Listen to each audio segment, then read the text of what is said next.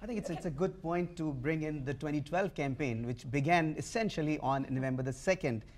If the economy remains the way it is, will President Obama get the second term? Michelle? You know, it really, I think, is going to depend on what happens with this Congress. There's, a lot of people who believe that with this very newly divided Congress, that things could look bad for President Obama going into 2012. I would say also, though, if you look back and you see what happened for Ronald Reagan during the midterms, for President Clinton during the midterms, you had a sharply divided Congress, basically a slaughter during the midterm elections, and things turned out very well for those presidents during their second term. This was clearly, the midterm elections were clearly a mandate on President Obama, on this Congress, on the policies that he has put forth. But going forward towards 2012, both Republicans and Democrats have to work together. They have to be able to show that over the next 2 years, they're actually going to do something that is going to cut the deficit and it's going to add to private sector job growth. And if they don't, this electorate has demonstrated that they will kick them out in 2 years as well. So not only the domestic agenda, but when we talk about 2012, we'll of course have the international affairs also prominently featuring, and this is what we'll turn our attention to next. When President Obama was elected in 2008, he promised to improve US relations with the Muslim world and boost its image around the globe. He challenged Muslim countries to work with him, open a new page and start a dialogue based on mutual interests. He called for freedom and critical thinking in the Muslim world.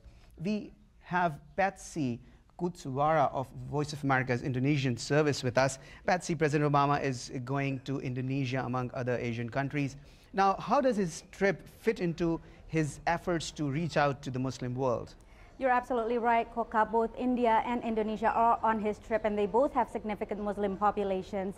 And indeed, he has called not only for greater engagement with the Muslim world, but also greater freedom in the Muslim world. And just to give you a background, I'm standing here at the World Press exhibit where both Indonesia and India are marked orange on the map, which means that they're not very free in terms of press freedom.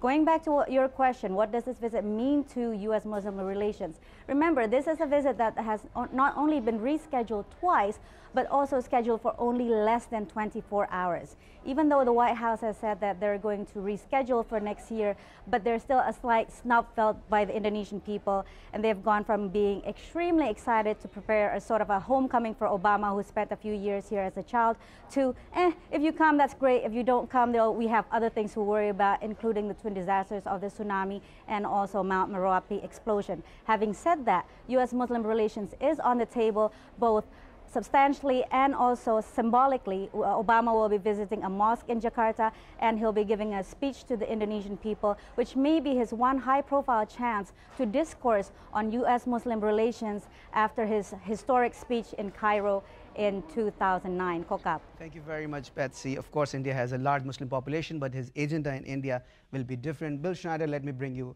in on something. We often compare, and Michelle just did, President Obama's shellacking, he termed it, to President Reagan and President Clinton's models. How realistic is this comparison? Well, President Obama was welcomed by the rest of the world, particularly after President Bush, which saw him as leading a new direction where there's more multilateralism by the United States, more concern for the views and opinions of others.